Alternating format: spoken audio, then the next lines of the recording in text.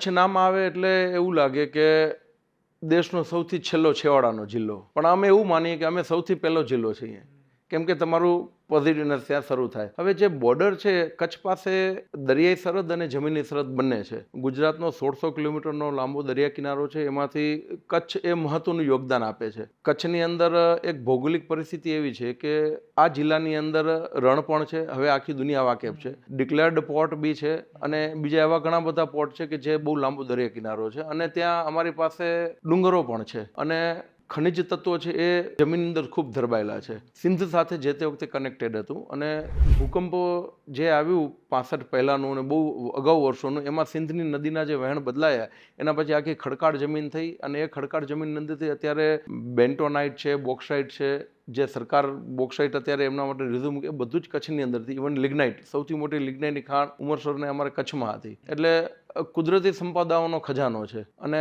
એશિયાનો અત્યારે સૌથી મોટો જિલ્લો છે વિસ્તારની દ્રષ્ટિએ. લેહ લદ્દાખ હતું, પણ હવે બંને જિલ્લા થાય એના પછી કચ્છ સૌથી મોટો. જેટલો મોટો જિલ્લો એટલું વહીવટી તંત્ર અને સુરક્ષાના પણ સવાલો.